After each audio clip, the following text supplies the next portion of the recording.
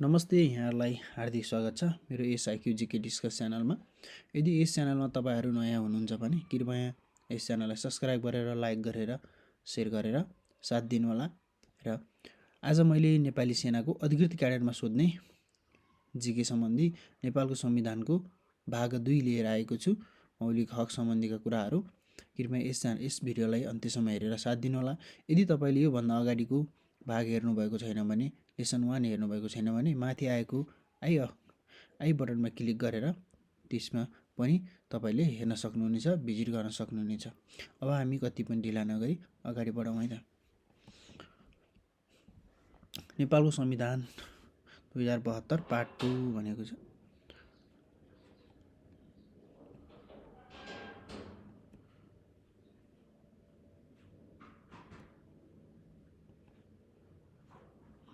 मौलिक हक र मानव अधिकार है, पार्ट 2 यो रहेको छ। अब यसमा तपाईँलाई मौलिक हक भन्नाले के बुझिन्छ त? फर्स्ट अफ अल त्यो कुरा बुझ्नु पर्यो तपाईँहरूले। मानव जीवनका लागि नभई नहुने प्राकृतिक अधिकारलाई मौलिक हक भनिन्छ है। मानव जीवनका लागि नभई नहुने प्राकृतिक अधिकारलाई के भनिन्छ त? मौलिक हक भनिन्छ। मौलिक हक राज्यको मूल कानुन संविधान मार्फत प्रत्याभूति गरिन्छ। कुनै पनि राज्यका नागरिकलाई मौलिक हक त्यस राज्यको कानुन संविधानमा व्याख्या गरेअनुसार उल्लेख गरेअनुसार प्रत्येक नागरिकलाई के गरिन्छ त? मौलिक हक दिएको आभास प्रत्याभूति गरिन्छ। नेपालको सन्दर्भमा हेर्दा नेपालको संविधानको भाग 3 मा मौलिक हक र कर्तव्यको व्यवस्था गरेको छ है। नेपालको संविधानको भाग 3 मा मौलिक हक र कर्तव्यको व्यवस्था गरेको छ भनेर चाहिँ याद गर्नुहोला। त्यस्तै नेपालको संविधानमा जम्मा 31 वटा मौलिक हक रहेका छन्, व्यवस्था गरेको छ। नेपालको संविधानले जम्मा 31 वटा मौलिक हकहरू व्यवस्था गरेको छ। मौलिक हक धारा 16 देखि धारा 46 सम्म रहेका छन् हैन। भाग 3 को धारा 16 देखि धारा 46 सम्म मौलिक हकहरू रहेका छन्। त्यस्तै धारा 47 मा मौलिक हकको कार्यान्वयन सम्बन्धी व्यवस्था भन्ने कुरा उल्लेख गरिएको छ। त्यस्तै धारा 48 मा नागरिक कर्तव्यका 4 वटा बुँदाहरू व्याख्या गरिएको छ है। नागरिक कर्तव्यका 4 वटा बुँदाहरू धारा 48 मा महत्त्वपूर्ण छ, पछि हामी चर्चा गर्ने नै छौँ। अब नेक्स्ट स्लाइडमा जाउँ।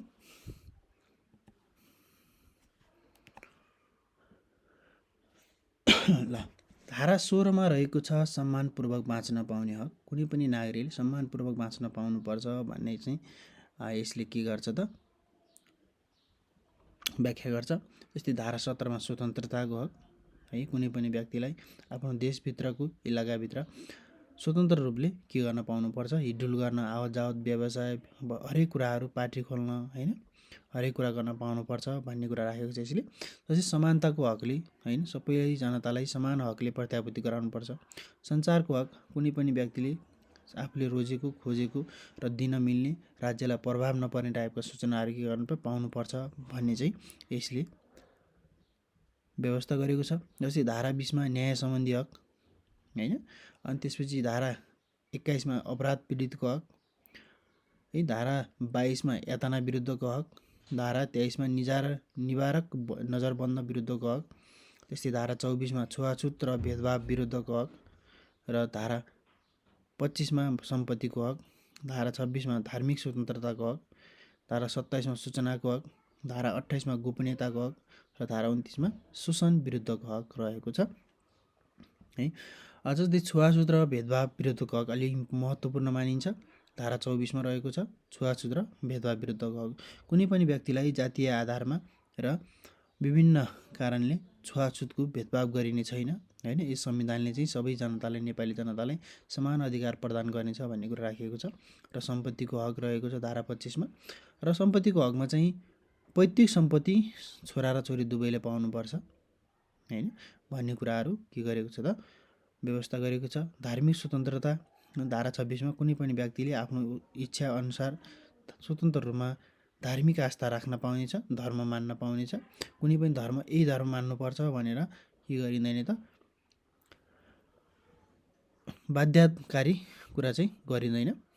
त्यस्तै रहेको छ नेक्स्ट धारा 30 मा स्वच्छ वातावरणको हक महत्त्वपूर्ण छ, वातावरण सम्बन्धी छ हैन, स्वच्छ वातावरणमा बस्न पाउनुपर्छ। धारा 31 मा शिक्षा सबै जनताले हैन समान रूपले शिक्षा पाउनुपर्छ।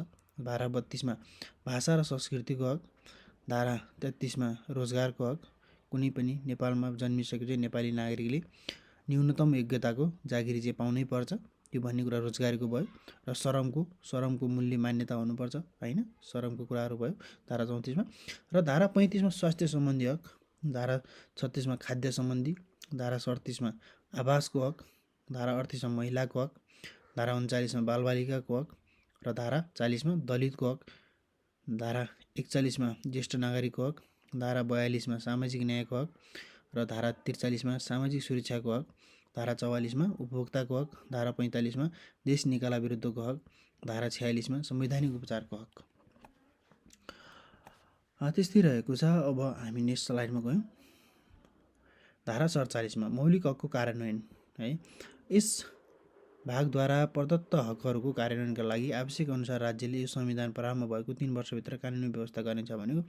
यिनी मौलिक हकहरूलाई चाहिँ 3 वर्षभित्र उनीहरूले प्रत्येक मौलिक हकको छुट्टाछुट्टै कानुनको व्यवस्था पनि गर्न सक्नुपर्छ है। कानुन ल्याएर अनि त्यही अनुसारको मौलिक हक के गर्नुपर्छ त प्रत्याभूति गर्नुपर्छ अथवा प्रदान गराउनुपर्छ भन्ने कुरा यसले व्याख्या गर्छ। त्यसै धारा 48 मा नागरिकका कर्तव्यहरू 4वटा रहेका छन्। 1 मा छ राष्ट्रप्रति निष्ठावान हुँदै नेपालको राष्ट्रियता, सार्वभौमसत्ता, अखण्डताको भौगोलिक अखण्डताको रक्षा गर्नु के हो त प्रत्येक नेपाली नागरिकको कर्तव्य हो भनेर चाहिँ बुझ्नु होला। त्यस्तै 2 मा रहेको छ संविधान र कानुनको पालना गर्नु है। संविधान र कानुनको पालना गर्नु पनि प्रत्येक नागरिकको के हो त कर्तव्य हो। त्यस्तै ग मा छ राज्यले चाहेका बखत अनिवार्य सेवा गर्नु भनेको राज्यलाई कुनै आवश्यकता अप्ठ्यारो परेको बेलामा चाहिँ अनिवार्य रूपमा के गर्नु पर्यो सेवा गर्नु पर्यो। र सार्वजनिक सम्पत्तिको सुरक्षा र संरक्षण गर्नु हैन, कुनै पनि सार्वजनिक सम्पत्तिको सुरक्षा र संरक्षण गर्नु पनि के हो प्रत्येक नागरिकको के हो कर्तव्य हो भनेर बुझ्नु पर्यो है। अब नेक्स्टमा छ मानव अधिकार है। मानव भएरै जन्मेको नाताले स्वतः पाउनुपर्ने सम्पूर्ण अधिकारलाई मानव अधिकार भनिन्छ है। व्यक्तिले पाउने आधारभूत सामाजिक अधिकार, आर्थिक तथा नागरिक हकका कुराहरू होला तथा स्वतन्त्रता कुरालाई के भनिन्छ त मानव अधिकार भनिन्छ। र नेपालको सन्दर्भमा हेर्दाखेरि चाहिँ नेपालको अन्तिम संविधान 2063 ले पहिलो पटक मानव अधिकार आयोगलाई संवैधानिक अङ्गका रूपमा स्थापित गरेको थियो। इम्पोर्टेन्ट छ, सोधिन सक्छ क्वेसन, याद गर्नु होला। त्यस्तै नेपालमा राष्ट्रिय मानव अधिकार आयोग ऐन 2053 पौष 24 गते जारी भएको थियो। 2053 पौष 24 गते जारी भएको थियो, त्यो पनि याद गर्नु होला। त्यस्तै मानव अधिकारको ऐतिहासिक विकासक्रमलाई 2 चरणमा विभाजन गरिएको छ है। युएनको स्थापना अघि र युएनको स्थापना पछि 2 चरणमा विभाजन गरिएको छ। राष्ट्रिय मानव अधिकार आयोगका सदस्यको पदावधि 6 वर्ष हुने गर्दछ, त्यो कुरा पनि याद गर्नु होला। र मानव अधिकार दिवस डिसेम्बर 10 मा मनाइन्छ। र सन् 1968 मा युएनको आह्वानमा अन्तर्राष्ट्रिय मानव अधिकार वर्षका रूपमा मनाइएको थियो। इम्पोर्टेन्ट छ, याद गर्नु होला, धेरै पटक सोधेको क्वेसन हो। र मानव अधिकारको पहिलो दस्तावेज भनेर 1215 मा आएको बेलायतको म्याग्ना कार्टालाई बुझिन्छ। पहिलो दस्तावेज चाहिँ म्याग्ना कार्टा हो, त्यो कुरा पनि याद गर्नु होला।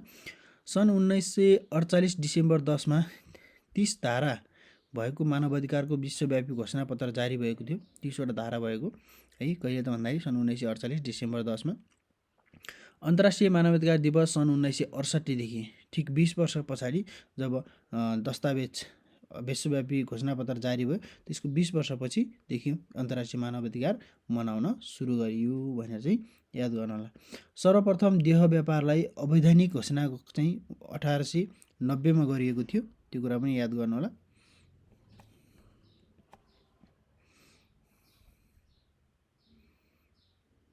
र मानव अधिकार सम्बन्धी केही कुरा सन्धिहरू भएका छन् है। जातीय विभेद सम्बन्धी महासन्धि 1965 मा भएको थियो।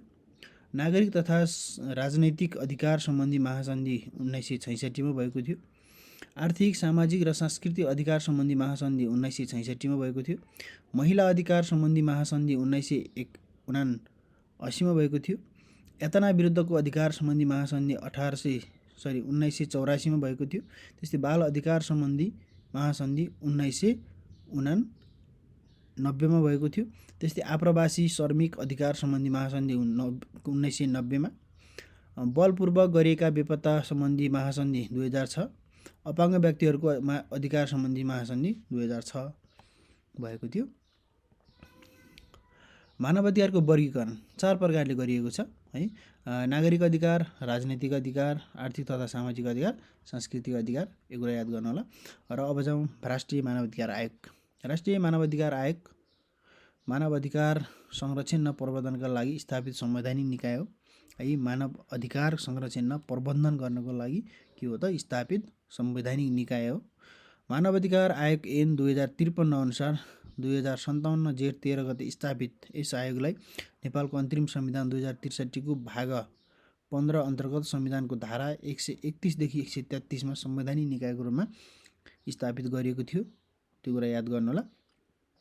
राष्ट्रिय मानवाधिकार आयोग 2068 जारी भए पश्चात आयोगको काम कारबाही यसै ऐन अन्तर्गत भइआएको छ र मानवाधिकारको प्रभावकारी संरक्षण र प्रवर्धन गर्नु आयोगको प्रमुख कर्तव्य भएकाले स्थापना कालदेखि नै आयोग मानवाधिकारको संरक्षण र प्रवर्धन कार्यमा क्रियाशील रहँदै आएको छ भनेर चाहिँ याद गर्नु होला। है सर्वप्रथम नेपालमा चाहिँ मानवाधिकारको कहिले अंगीकार गरिएको रहेछ त नेपालको अन्तरिम संविधान 2063 ले भाग 15 मा धारा 131 देखि 133 सम्म चाहिँ संवैधानिक निकायको रूपमा चाहिँ के गरेको रहेछ स्थापित गरेको रहेछ भनेर चाहिँ याद गर्नु होला। अब नेपालको संविधान 2072 को सन्दर्भमा चाहिँ नेपालको संविधान 2072 को भाग 25 मा राष्ट्रिय मानवाधिकार आयोगको व्यवस्था गरेको छ, जस अन्तर्गत धारा 248 है धारा 248 मा राष्ट्रिय मानवाधिकार आयोगको व्यवस्था गरेको छ। नेपालमा एक राष्ट्रिय मानवाधिकार आयोग रहनेछ जसमा अध्यक्ष र अन्य 4 जना सदस्य हुनेछन् भनेर चाहिँ याद गर्नु होला। राष्ट्रपतिले संवैधानिक परिषदको सिफारिसमा राष्ट्रिय मानवाधिकार आयोगका अध्यक्ष र सदस्यहरूको नियुक्ति गर्ने व्यवस्था रहेको छ भने राष्ट्रपतिले चाहिँ संवैधानिक परिषदको सिफारिसमा चाहिँ राष्ट्रिय मानवाधिकारको अध्यक्ष र सदस्यहरूको नियुक्ति गर्ने प्रावधान अथवा व्यवस्था रहेको छ भनेर चाहिँ याद गर्नु होला। र उहाँहरूको योग्यता पदावधि अथवा कार्यकालको समय 6 वर्ष हुनेछ है। र अब हेरौँ केही व्यवस्थाहरू रहेका छन्। एक पटक नियुक्त भइसकेपछि सदस्य वा अध्यक्षमा नियुक्त भइसकेपछि सोही पदमा दोस्रो पटक नियुक्त हुन पाइने छैन, यो कुरा याद गर्नु होला। त्यस्तै तर सदस्यलाई चाहिँ अध्यक्षको पदमा नियुक्ति गर्न सकिनेछ, तर त्यस्तो सदस्यको पदमा नियुक्ति भएमा निजको सदस्य भएर काम गर्न सुरु गरेको समय अवधि समेत जोडेर उसलाई के गरिनेछ त अध्यक्षमा नियुक्ति गरिनेछ भनेर चाहिँ याद गर्नु होला। जस्तै त्यसको लागि यदि कुनै सदस्य 2 वर्ष सदस्यमा रही काम गर्यो र विविध कारणवश अध्यक्षको पद खाली भयो, उसलाई अध्यक्षमा पदमा नियुक्ति गर्नको लागि 2 वर्ष उसको के गरेर सेवा गरेको समय घटाएर बाँकी 4 वर्षको लागि चाहिँ अध्यक्षमा नियुक्ति गरिनेछ भनेर चाहिँ याद गर्नु होला है। र राष्ट्रिय मानवाधिकार आयोग वा अध्यक्षको वा सदस्यको पद चाहिँ कसरी खाली हुनेछ, रिक्त हुनेछ भन्ने व्यवस्थाहरू निजले राष्ट्रपति समक्ष लिखित राजीनामा दिएमा र निजको विरुद्ध धारा 101 बमोजिम महाअभियोगको प्रस्ताव पारित भएमा हैन, निजले भ्रष्टाचार गरेको, नराम्रो काम गरेको, राष्ट्रप्रति घात गरेको कुराहरू प्रमाणित भएमा महाअभियोग लगाएर उसलाई के गरिनेछ राजीनामा अथवा बर्खास्त गरिनेछ। शारीरिक वा मानसिक अस्वस्थताको कारण देखाई है रही कार्य सम्पादन गर्न असमर्थ छु भनी अथवा छ भनी संवैधानिक परिषदको सिफारिसमा राष्ट्रपतिले पदमुक्त गर्न सक्छन् भनेको यो अब मानसिक समस्या छ यससँग यसले अब काम गर्न सक्दैन, यो शारीरिक समस्या छ, यो बुढो भयो, अपाङ्ग भयो, धेरै हैन, हस्पिटलाइज भयो, अब यो काम गर्न के गर्छ त असमर्थन छ भनेर चाहिँ संवैधानिक परिषदले सिफारिस गर्यो भने राष्ट्रपतिले के गर्नेछन् पदमुक्त गर्नेछन्। र निजको मृत्यु भएमा सो त पद खाली हुनेछ, जसको सदस्यको होस् या अध्यक्षको जसको भयो भने सो त के हुनेछ त पद खाली हुनेछ भन्ने कुरा चाहिँ याद गर्नु होला। त्यस्तै नेक्स्ट स्लाइडमा अब र योग्यता के चाहिन्छ त राष्ट्रिय मानवाधिकारका सदस्य वा अध्यक्ष हुनलाई योग्यता के चाहिन्छ त उसले चाहिँ अध्यक्षको हकमा चाहिँ हेर्दाखेरि मानव अधिकारको संरक्षण गरेको हुनु पर्यो, प्रवर्धनको क्षेत्रमा विशिष्ट योगदान पुर्याएको हुनु पर्यो है। राष्ट्र मानवाधिकार संरक्षण र प्रवर्धनको क्षेत्रमा चाहिँ विशिष्ट योगदान पुर्याएको व्यक्ति हुनु पर्यो, प्रधान न्यायाधीश भए पनि हुन्छ, सर्वोच्च अदालतको न्यायाधीश भएको पनि हुनुपर्छ। यस पदबाट त हुँदै भएन कि, तर सेवा निवृत्त व्यक्ति हुनु पर्यो भनेको सेवाबाट अवकाश पाइसकेको व्यक्ति है र मानव अधिकारको संरक्षण र सम्वर्धन वा राष्ट्रिय जीवनमा विभिन्न क्षेत्रमा कम्तीमा 20 वर्ष क्रियाशील रही विशिष्ट योगदान पुर्याएको व्यक्ति हुनु पर्यो। 20 वर्षसम्म चाहिँ कम्तीमा पनि कुनै क्षेत्रमा काम गरेको व्यक्ति चाहियो है, त्यतिकै हुँदैन, एकदम राष्ट्रको विशिष्ट क्षेत्रमा चाहिँ काम गरेको हुनु पर्यो र सदस्यको हकमा चाहिँ मानव अधिकारको संरक्षण र प्रबन्धन गरेको चाहिने नै पर्यो। बालबालिकाको हकहितको क्षेत्रमा कार्यरत गरेको हुनु पर्यो। राष्ट्रिय जीवनका विभिन्न क्षेत्रमा कम्तीमा 20 वर्ष क्रियाशील रही विशिष्ट योगदान पुर्याएको व्यक्ति हुनु पर्यो भनेर चाहिँ याद गर्नु पर्यो। र एक शैक्षिक योग्यताको कुरा गर्दा ब्याचलर पास अथवा स्नातक उपाधि हासिल गरेको हुनु पर्यो मान्यता प्राप्त विश्वविद्यालयबाट है। र 45 वर्ष उमेर पुरा भएको हुनु पर्यो है, त्योभन्दा तलको एज हुनु भएन। नियुक्ति हुँदाको बखत राजनीतिक दलको सदस्य नरहेको, कुनै पनि राजनीतिक पार्टीको सदस्य नरहेको र उच्च नैतिक चरित्र भएको व्यक्ति चाहिँ के छ त नेपाल सरकारको अथवा राष्ट्रिय मानवाधिकारको चाहिँ अध्यक्ष वा सदस्य हुने व्यवस्था रहेको छ। र राष्ट्रिय मानवाधिकार आयोगका सदस्य वा अध्यक्षको सेवा सुविधा चाहिँ सङ्घीय कानुन बमोजिम हुनेछ, त्यो कुरा पनि याद गर्नु होला है। त्यस्तै नेक्स्टमा जाउँ, धारा 249 राष्ट्रिय मानवाधिकार आयोगको काम कर्तव्यहरू के हुनेछन् त भनेर याद गर्नु होला। मानवाधिकारको सम्मान, संरक्षण र प्रबन्धन तथा त्यसको प्रभावी कार्यान्वयन गर्नलाई सुनिश्चित गर्नु राष्ट्रिय मानवाधिकारको पहिलो कर्तव्य हुनेछ हैन। आफू त्यहाँ जिम्मेवार भइसकेपछि, त्यसमा संलग्नता भइसकेपछि राष्ट्रिय मानवाधिकारको सम्मान गर्न सिक्नुपर्छ, सम्वर्धन गर्न सिक्नुपर्छ, संरक्षण गर्न सिक्नुपर्छ, त्यसलाई प्रभावकारी रूपमा कार्यान्वयन पनि गर्नुपर्छ। त्यो पहिलो के हो त कर्तव्य हो। उपधारा 1 मा उल्लेखित कर्तव्य पुरा गर्न लागि राष्ट्रिय मानवाधिकार आयोगले देहाय बमोजिमका काम गर्नेछ भन्ने कुरा पनि याद गर्नु पर्यो। कुनै व्यक्ति वा समूहको मानवाधिकार उल्लङ्घन वा त्यसको दुरुस्तान भएकोमा है, पीडित आफैले कुनै पनि व्यक्तिलाई अथवा कुनै पनि समूहको है, व्यक्तिको समूहको मानवाधिकार, उसको जुन मानवाधिकार छ उल्लङ्घन भयो, त्यसको दुरुस्तान भयो हैन, त्यस्तो अवस्थामा चाहिँ पीडित आफै वा निजको तर्फबाट कसैले आयोग समक्ष प्रस्तुत वा प्रेषित गरेको निवेदन वा उजुरी वा कुनै स्रोतबाट आयोगलाई प्राप्त भएको र आयोगको जानकारीमा आएको विषयमा छानबिन तथा अनुसन्धान गरी दोषी उपर कारबाही गर्न सिफारिस गर्नेछ भन्यो। कुनै पनि व्यक्तिलाई विभिन्न किसिमका यातना भयो, मानवाधिकार संरक्षण भएन, उल्लङ्घन भयो, त्यसको दुरुस्तान भयो, उसलाई पीडित बनाइयो, भिक्टिम बनाइयो भने त्यस्तो अवस्थामा चाहिँ निज व्यक्तिले त्यो आयोगमा दिएको निवेदन पनि हुनसक्छ अथवा कसैले निवेदन दिए भनेर भनिएको पनि हुनसक्छ, कुनै ठाउँ उजुरी परेको पनि हुनसक्छ हैन। त्यसै कुनै ठाउँमा के अरे उजुरी परेर त्यो निवेदन चाहिँ यो आयोगलाई चाहिँ जानकारी दिएर यसको बारेमा चाहिँ हेरिदिनु पर्यो भनेर चाहिँ आयोगलाई जानकारी भएमा चाहिँ त्यस्तो अवस्थामा पनि के गर्नेछ त राष्ट्रिय मानवाधिकार आयोगले छानबिन गरी अनुसन्धान गरी दोषी उपर कारबाही गर्नको लागि सिफारिस गर्नेछ भनेर चाहिँ याद गर्नु होला। त्यस्तै मानवाधिकारको उल्लङ्घन हुनबाट रोक्ने जिम्मेवारी वा कर्तव्य भएको पदाधिकारीले आफ्नो जिम्मेवारी पुरा नगरेमा वा कर्तव्य पालना नगरेमा वा जिम्मेवारी पुरा गर्न वा कर्तव्य पालन गर्न उदासीनता देखाएमा त्यस्तो पदाधिकारी उपर विभागीय कारबाही गर्न सम्बन्धित अधिकारी समक्ष सिफारिस गर्ने भन्यो। अब मानवाधिकारको उल्लङ्घन हुनबाट रोक्ने है, उल्लङ्घन हुनबाट रोक्ने जिम्मेवारी वा कर्तव्य भएको पदाधिकारीले है, जो त्यही भित्रकै मान्छे, सङ्गठनकै मान्छे पनि है, मान्छेले पनि आफ्नो जिम्मेवारी पुरा नगरेमा भनेको म कुन जिम्मेवारी छु, मेरो रेस्पोन्सिबिलिटी के हो भन्ने कुरा बिर्सेर नराम्रो काम गरेमा है र कर्तव्य पालना नगरेमा, जिम्मेवारी पुरा नगरेमा हैन, त्यस्ता व्यक्तिहरूलाई चाहिँ विभागीय कारबाही गर्ने अथवा कस्तो किसिमको कारबाही गर्ने भनेर चाहिँ सम्बन्धित अधिकारी समक्ष सिफारिस पेश गर्ने अथवा सिफारिस गर्ने भन्ने कुरा चाहिँ के हो त राष्ट्रिय मानवाधिकारको अर्को कर्तव्य हो। मानवाधिकार उल्लङ्घन गर्ने व्यक्ति वा संस्थाका विरुद्ध मुद्दा चलाउनु पर्ने आवश्यकता भएमा कानुन बमोजिम अदालतमा मुद्दा दायर गर्न सिफारिस गर्ने हैन। उल्लङ्घन गर्ने व्यक्तिको विरुद्धमा अब कति उसले गरेको अपराधको प्रकृति हेरेर अदालतमै मुद्दा चलाउनु पर्ने खालको हो भने अदालतमा के गर्ने त अदालतमा मुद्दा चलाउन सिफारिस गर्ने भन्यो।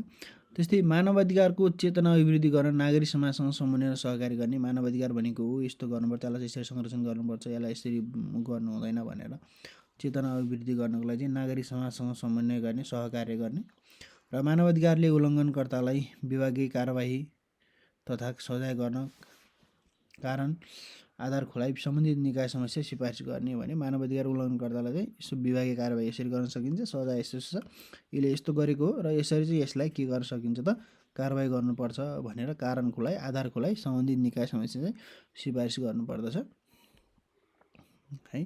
र यसका अन्य धेरै काम कर्तव्यहरू रहेका छन् है, याद गर्न सक्नुहुन्छ तपाईँहरू। जस्तै मानव अधिकारको उल्लङ्घनबाट पीडितलाई कानुन बमोजिम क्षतिपूर्ति दिने उसको कर्तव्य हो है, आदेश दिने। त्यस्तैमा राष्ट्रिय मानव अधिकार आयोगको आफ्नो काम कर्तव्य अधिकारमध्ये कुनै काम कर्तव्य अधिकारको सो आयोगको अध्यक्ष कुनै सदस्य वा नेपाल सरकारको कर्मचारीलाई तोकिएको शर्तको अधीनमा रही प्रयोग वा पालना गर्ने पनि प्रत्यायोजन गर्न सक्नेछ है। कुनै पनि नेपाल सरकारको अथवा कर्मचारीलाई चाहिँ यो तेरो यो काम हो, यसरी यो काम चाहिँ यसरी गर्नुपर्छ भनेर काम कर्तव्य अधिकार पनि के गर्न सकिन्छ, प्रत्यायोजन गर्न सकिन्छ, अरूलाई हस्तान्तरण गर्न सकिन्छ। राष्ट्रिय मानव अधिकार आयोगको काम अन्य काम कर्तव्यहरू अधिकार तथा कार्यविधि सङ्घीय कानुन बमोजिम हुनेछ, त्यो कुरा पनि जिकिर गरिएको छ। त्यस्तै राष्ट्रिय मानवाधिकारले आफ्नो कार्य सम्पादन गर्दा वा कर्तव्य पालना गर्दा देहाय बमोजिमको अधिकार प्रयोग गर्न सक्नेछ भनेको छ। त्यसमा चाहिँ एकमा छ कुनै व्यक्तिलाई आयोग समक्ष उपस्थित गराई जानकारी वा बयान लिने हैन अधिकार त्यो हुनेछ। लिने वा बकपत्र गराउने, प्रमाण बुझ्ने, दोषी प्रमाण दाखिला गर्न लगाउने सम्बन्धमा अदालतलाई भए सरहको अधिकार प्रयोग गर्नेछ हैन। मानवाधिकारको गम्भीर उल्लङ्घन हुन लागेको वा भइसकेको सूचना आयोगले कुनै किसिमबाट प्राप्त गरेमा कुनै व्यक्ति वा निजको आवास वा कार्यालयमा बिना सूचना प्रवेश गर्ने, खानतलासी लिने वा तथा त्यसरी खानतलासी लिँदा मानवाधिकारको उल्लङ्घनसँग सम्बन्धित लिखित प्रमाण वा सबुत कब्जामा लिने खालका कुराहरू भयो भने पनि त्यहाँनिर लिने पनि के छ त्यसको अधिकारभित्रको कुराहरू पर्दछ है। यसरी हेर्नु होला, तपाईँहरूलाई योभन्दा खासै इम्पोर्टेन्ट धेरै लाग्दैन आउँदैन, याद गर्नु होला है। नेपालको संविधानको मानवाधिकार र मौलिक हक सम्बन्धी व्यवस्था करिब तपाईँहरूको यति नै हो। यस भिडियोलाई अन्त्यसम्म हेरिदिनु भएकोमा धेरै धेरै धन्यवाद छ र यस्तै किसिमको अन्य नयाँ भिडियोहरू बनाउनु पर्यो भने कृपया कमेन्ट गर्न, लाइक गर्न र सेयर गर्न नभुल्नु होला। हस्त नमस्ते, धन्यवाद।